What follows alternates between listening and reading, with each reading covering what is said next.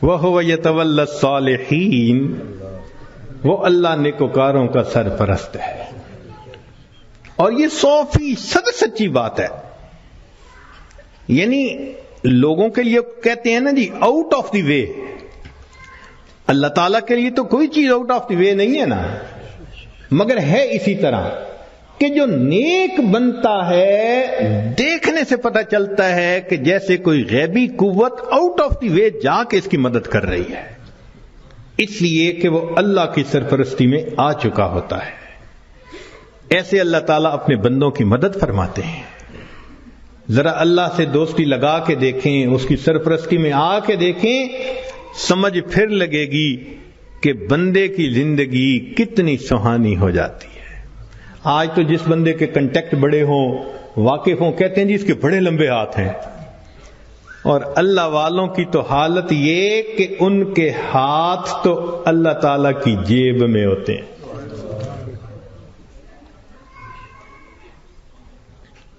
اللہ اپنے بندوں کی کیسے مدد کرتا ہے، ذرا ایک دو واقعات سن لیجئے. رابعہ بصریہ اللہ کی نیک بندی اپنے صومعے میں عبادت کرتے کرتے تھک گئیں تو سو گئیں. ایک چورا نکلا، اس نے دروازہ کھولا، اندر گھسا، کوئی اور چیز تو نہیں اسے نظر آئی، مگر ایک چادر پڑی ہوئی تھی. اس نے کہا چلو چادر ہی لے چلتا ہوں. جب چادر اس نے اٹھائی اور واپس جانے لگا، ایسا سر چکرایا کہ اس کو آنکھوں کے آگے اندھیرا ہو گیا، دروازہ نظر ہی نہیں آیا. تو وہ بہت کنفیوز ہوا اور اس نے چادر نیچے پھینک دی. جیسے ہی نیچے پھینکی دروازہ نظر آیا تو اب اس پہ نا خوف طاری ہو گیا اور وہ باہر نکلنے لگا. جیسے باہر نکلنے لگا ایک آواز آئی، اگر ایک دوست سویا ہوا ہے تو دوسرا دوست جاگتا ہے. اگر ایک دوست سویا ہوا ہے تو دوسرا دوست جاگتا ہے. تم کیسے یہاں سے کوئی چیز چرا کے جا سکتے ہو؟ وَهُوَ يَتَوَلَّى الصَّالِحِينَ، وہ اللہ تعالیٰ نیکوکاروں کا سرپرست ہے، ان کا ذمہ دار ہے. چنانچہ ایک بڑھیا کا واقعہ لکھا ہے کہ اس کا گھر بادشاہی محل کے ذرا قریب تھا، اکیلی تھی. ایک دن اس کو رشتہ داروں کے ہاں تقریب میں جانا پڑ گیا تو وہ چلی گئی، اور وہاں اس کو 1-2 مہینے لگ گئے. جب 2-4 مہینے کے بعد واپس آئی تو وہ بڑھیا اپنا گھر دیکھتی ہے تو گھر نظر نہیں آتا. اس نے کسی سے پوچھا کہ یہاں تو میرا گھر تھا. انہوں نے کہا بھئی تو یہاں تھی نہیں، اور یہ بادشاہ کے محل کو تھوڑا سا ایکسٹینڈ کرنا تھا، تو جب 2-4 دن دیکھا کہ کوئی یہاں ہے ہی نہیں تو تمہارا تالا پولیس نے کھول لیا، اندر بھی کچھ اتنا تھا نہیں تو تمہاری کوٹھڑی کو گرا کے بادشاہ کے محل کی ایکسٹینشن کر دی گئی. تو جب اس بڑھیا نے یہ سنا نا کہ تم تو یہاں تھی نہیں اس لیے تمہارے گھر کو گرا دیا گیا، تو بڑھیا نے آسمان کی طرف دیکھ کے کہا اللہ میں تو یہاں نہیں تھی، تو یہی تھا. میں یہاں نہیں تھی، تو یہی تھا. یہ لفظ اس کے کہنے تھے کہ جو ایکسٹینشن کی ہوئی عمارت تھی اس کی چھت زمین کے اوپر آ گئی.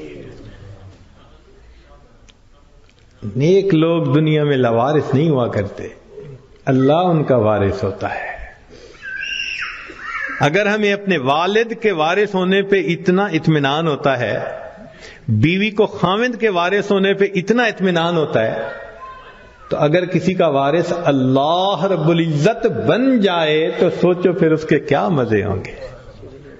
اس کی مثال یوں سمجھیے کہ ہم نوجوان کالج یونیورسٹیوں میں پڑھتے ہیں نا، تو اگر تو ان کا جی پی اے بہت اچھا ہو تو فل اسکالرشپ مل جاتا ہے، اور فل اسکالرشپ والے بچے کو پڑھنے میں کوئی دقت ہی نہیں ہوتی.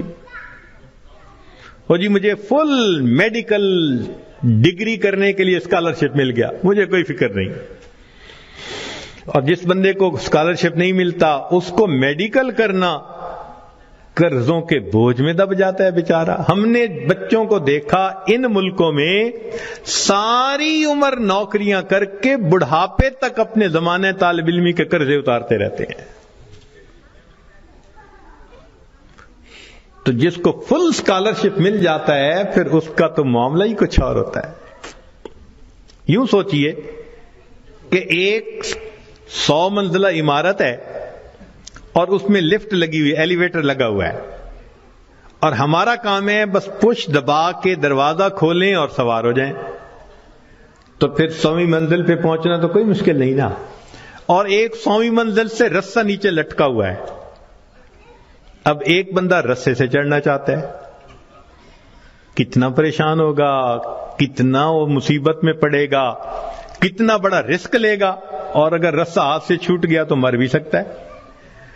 جیسے ایلیویٹر سے اوپر جانا اور رسے سے اوپر جانا کتنا دونوں میں فرق ہے, اس سے زیادہ فرق ہے اللہ کی سرپرستی میں آ کے زندگی گزارنا ایلیویٹر سے منزل پہ پہنچنے والی بات ہے, اور گناہوں کے ساتھ رسے سے لٹک کے زندگی گزارنا 100 منزلوں پہ جاننے والی مشکل بات. ہم گناہ کر کر کے اپنے آپ کو اللہ کی سرپرستی سے نکال دیتے ہیں, اور جب سرپرستی سے نکل جاتے ہیں اللہ حال پہ چھوڑ دیتے ہیں, جاؤ تم جانو تمہارا کام جانے, ہماری تو مانتے نہیں. پھر شیطان ہمیں بہکاتا ہے, لوگ بھی دھوکے دیتے ہیں, امیدیں توڑتے ہیں, بندہ دنیا میں دھکے ہی کھاتا پھرتا ہے, کشتیاں کرتا ہے اپنے حالات سے, لنگوٹ باندھ باندھ کے اترتا ہے. میں اس مصیبت کو پریشانی سے جان چھڑاؤں, اس سے چھڑاؤں. ایک سے جان نہیں چھوٹتی, دوسری اوپر سے, دوسری سے جان نہیں چھوٹتی, تیسری اوپر سے. وہ پنجابی زبان میں شعر کسی نے لکھا ہے, اس کا ترجمہ بھی کر دوں گا.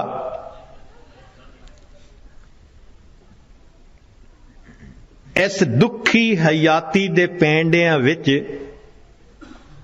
کدی راہ پہ گئے کدی بھول دے رہے, ایک دامن امید دا چھڑیا نہ, لکھ جھکڑ انیریاں دے چل دے رہے. پت جھڑ دے جھڑے ہوئے پتیاں وانگ اسی تیرے جہان چ رل دے رہے, پر دامن امید دا چھڑیا نہ, اسی نال تقدیر دے گھل دے رہے. جیسے پت جھڑ کے موسم میں خشک پتا ہوتا ہے, کبھی ہوا نے یہاں پھینکا کبھی وہاں پھینکا, اللہ کا سہارا چھوڑ کے بندے کا یہی حال ہوتا ہے. تو ایک ہے نیکوکاری کو اختیار کرنا اور اللہ کی سرپرستی میں آ جانا, اللہ ہر کام کو سنوارتے ہیں. حدیث پاک میں اے میرے بندے, تو صبح کے وقت اگر میری عبادت کر لیا کر, میں سارا دن تیرے کاموں میں تیری کفایت کروں گا. اللہ اکبر, اللہ تعالیٰ ذمہ داری لے رہے ہیں. ہم سے فجر کی نماز نہیں پڑھی جاتی, اشراق ہی نہیں پڑھے جاتے. ہم سے زیادہ کون پاگل ہوگا کہ جس کے ساتھ اتنا بڑا اللہ نے وعدہ کر لیا اور ہم اس وعدے سے فائدہ نہیں اٹھا پا رہے. ایک بچہ بھی ہم سے زیادہ عقل مند کہلائے گا. کیوں ہم پریشانیوں کی زندگیوں میں پڑ گئے ہیں؟ اس لیے کہ نفس کی خواہشات پوری کرتے ہیں. تو نفس کی خواہشات پوری کر کے, گناہ کر کے اللہ کی سرپرستی میں نکل جانا, یہ کہاں کی عقل مندی ہے؟ اور گناہوں کو کر کے کہاں کا سکون ملتا ہے؟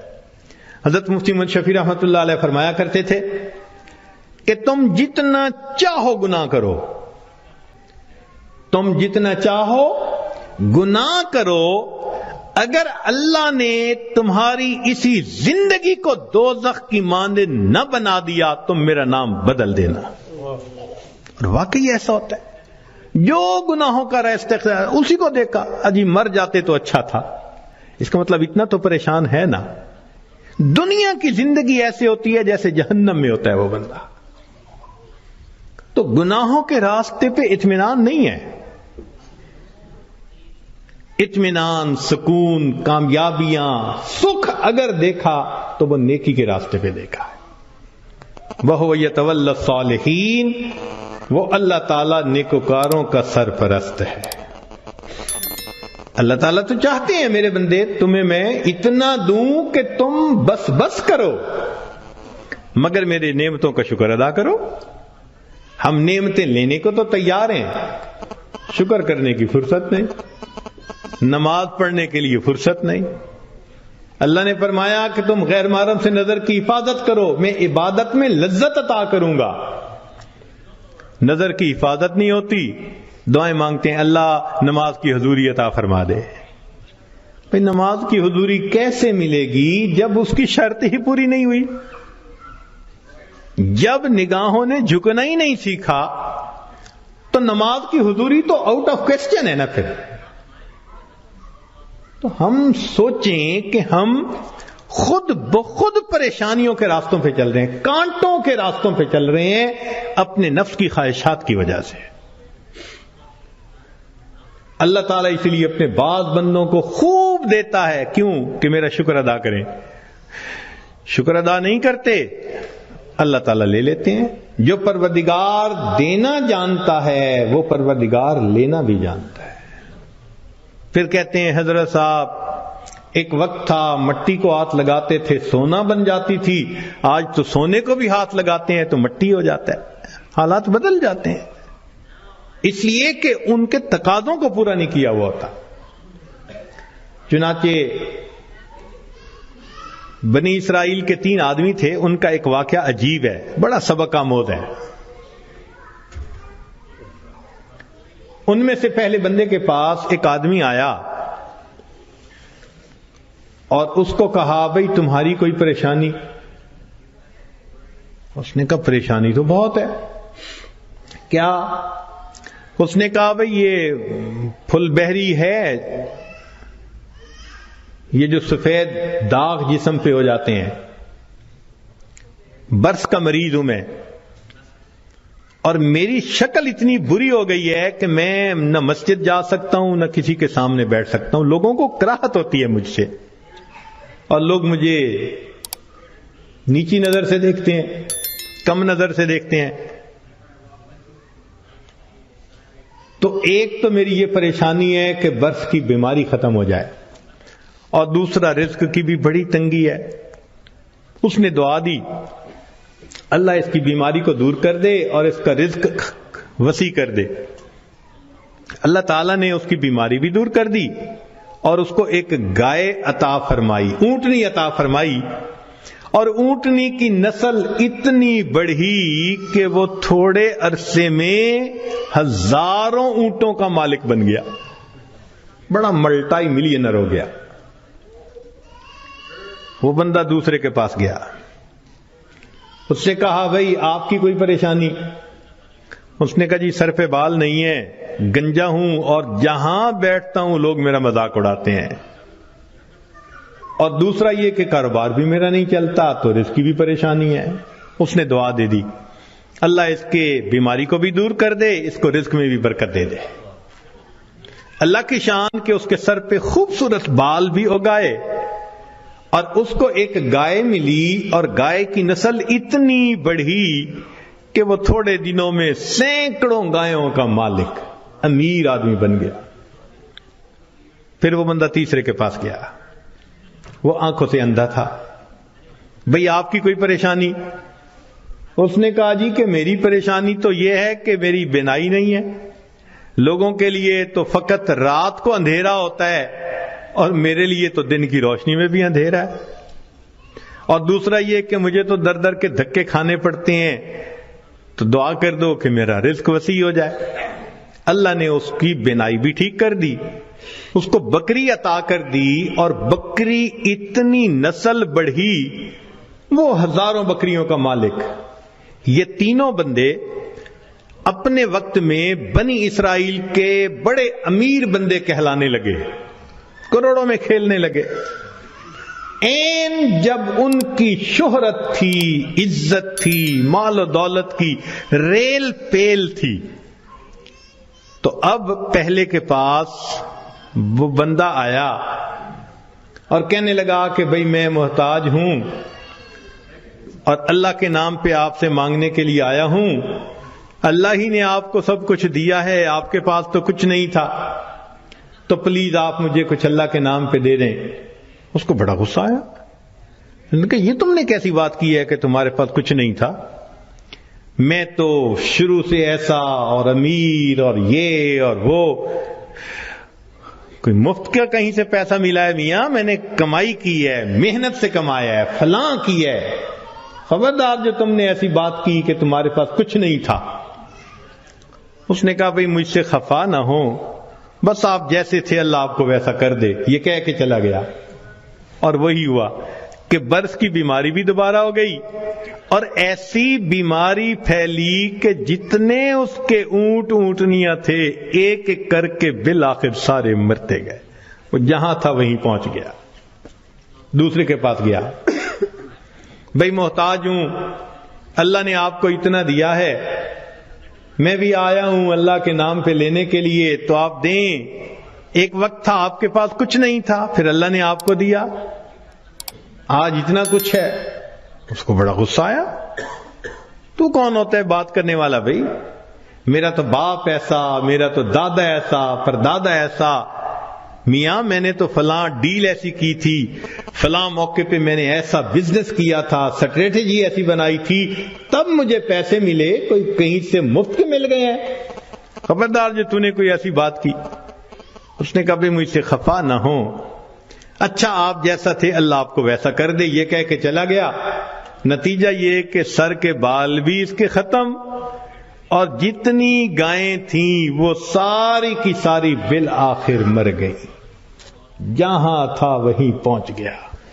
پھر یہ تیسرے کے پاس گیا، اس کو جا کے کہا کہ بھئی محتاج ہوں، فقیر ہوں، اللہ کے نام پہ مانگنے آیا ہوں، جس اللہ نے آپ کو دیا آپ کے پاس تو کچھ نہیں تھا، آج اتنا کچھ اللہ نے دیا ہے تو بھئی مجھے بھی دے دیں۔ جب اس نے یہ بات کہی تو سننے والے بندے کی آنکھوں میں آنسو آ گئے۔ اس نے کہا تم نے بالکل سچ کہا، میں اندھا تھا، در در کے دھکے کھاتا تھا، لوگوں سے بھیک مانگتا تھا، کوئی خدا کا بندہ آیا، اس نے مجھے دعا دی تو اللہ نے میری بینائی بھی ٹھیک کر دی، اور مجھے ایک بکری رب نے دی تھی، پھر اس ایک بکری میں اللہ نے برکت ڈال دی۔ آج تو میاں دو پہاڑوں کے درمیان جتنی بکریاں پھر رہی ہیں یہ ساری میری ہیں، تم آج اللہ کے نام پہ مانگنے آئے ہو، جتنی بکریاں دل چاہتا ہے اس وادی میں سے تم لے کے چلے جاؤ۔ جب اس نے یہ بات کہی تب اس مانگنے والے نے کہا کہ میں تو فرشتہ ہوں، اللہ تعالیٰ نے 3 بندوں کے پاس امتحان کے طور پر بھیجا تھا، 2 اپنی اوقات کو بھول گئے، تو نے اپنی اوقات کو یاد رکھا، اللہ تجھے تیرا رزق نصیب فرمائے۔ یہ بندہ ساری زندگی امیر تر بندہ بن کر زندگی گزارتا رہا۔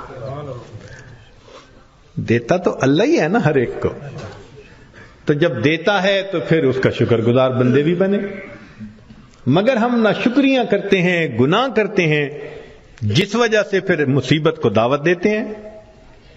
تو راستے زندگی گزارنے کے 2 ہیں، ایک ہے نیکوکاری کا راستہ، ایک ہے بدکاری کا راستہ، منمانی کا راستہ۔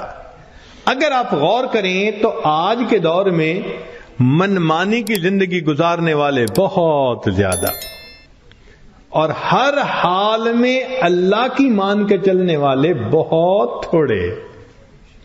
نتیجہ کیا ہے؟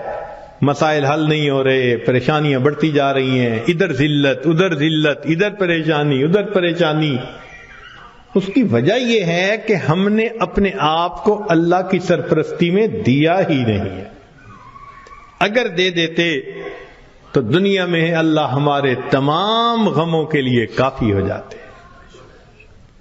ہماری مثال تو وہ ہے کہ کوئی بلینر انسان ہو اور اس کا بندہ چپڑاسی کی نوکری کے لیے درخواست دیتا پھرے، تو ہر بندہ کہے گا یار تمہارا باپ تو بلینر ہے اور تم پی این کی جاب کے لیے درخواست دے رہے ہو، سویپر کی جاب کے لیے، یہ کیا؟ وہی حال ہے۔ اللہ تعالی ہمیں اپنے سرپرستی میں لینے کے لیے وعدہ فرما رہے ہیں اور ہم اللہ کے وعدے پر آنے کی بجائے خود دنیا کے جھمیلوں میں اپنے رزق کو تلاش کرنے میں لگے ہوئے ہیں۔ یاد رکھیے گا، اللہ فرما برداروں کو بھی رزق دیتا ہے، اللہ نافرمانوں کو بھی رزق دیتا ہے۔ اللہ تعالیٰ فرما برداروں کو بھی رزق دیتا ہے اور اللہ تعالیٰ نافرمانوں کو بھی رزق دیتا ہے، مگر فرق ہے۔ ایک ہوتا ہے کہ آپ نے پرندے کو پنجرے سے نکالا اور پیالے کے اندر دانے ڈال کے اس کے سامنے رکھ دیا، اب وہ اسی پیالے میں سے کھا رہے آرام مزے سے۔ یا آپ نے پنجرے سے مرغی کو نکالا اور یوں دانے پھینک دیے تو وہ دانے چگ رہی ہے مگر دانے اس کو مل رہے ہیں۔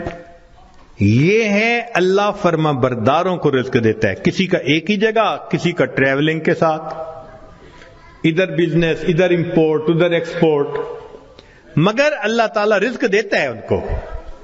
یہ رزق ملتا ہے فرما برداروں کو۔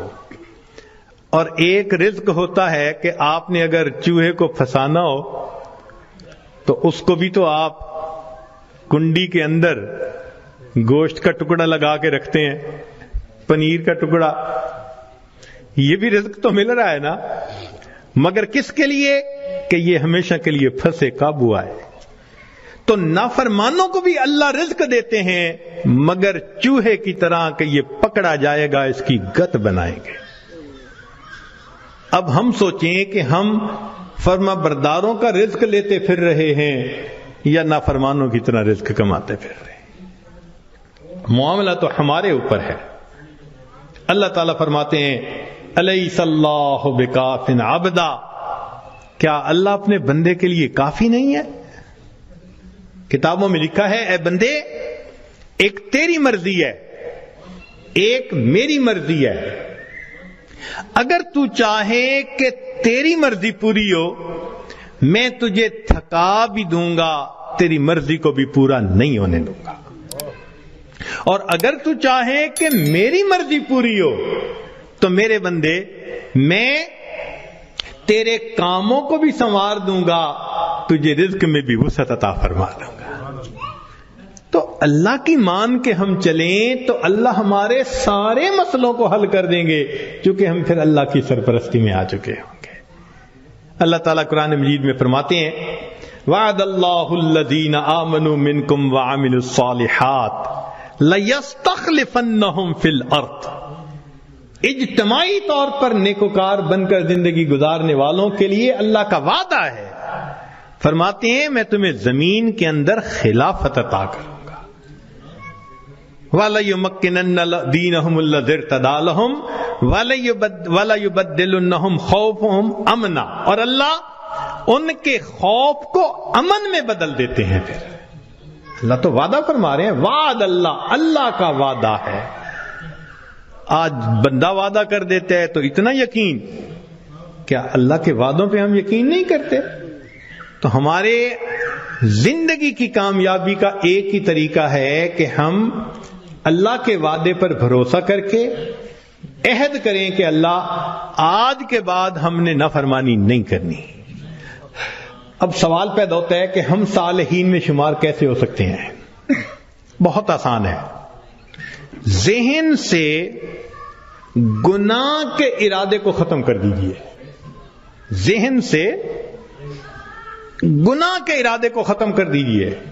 اللہ میں نے آپ کے کسی حکم کی نافرمانی نہیں کرنی، اور جو کر چکا میں توبہ کر رہا ہوں۔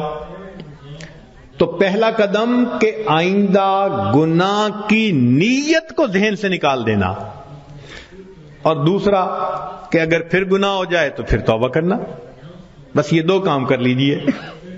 ایک، ابھی اسی وقت پچھلے تمام گناہوں سے سچی توبہ کی نیت کر کے عہد دل میں کر، اللہ آئندہ میں آپ کی مان کے چلوں گا، ہر کام آپ کے نبی علیہ السلام کی سنت کے مطابق کروں گا، دین کے مطابق کروں گا، شریعت کے مطابق کروں گا، من مانی نہیں کروں گا۔ اور اگر بالفرض پھر گناہ ہو جائے تو پھر توبہ کرے۔ جو ایسا کرے گا وہ نیکوکاروں میں شمار ہوگا اور وہ اللہ کی سرپرستی میں آ جائے گا. اور جب تک ہم اللہ کی سرپرستی میں نہیں آئیں گے ہماری پریشانیاں ختم نہیں ہوں گی. ہم نے دنیا میں دیکھا ہے پرائی بکری کو کوئی گھاس نہیں ڈالتا. ہم نے کلمہ تو پڑھا نا تو لیبل تو لگ گیا نا کہ یہ مسلمان ہیں. اب اگر اللہ کے در سے بھی کچھ نہ ملے تو کسی اور در سے کیا ملے گا؟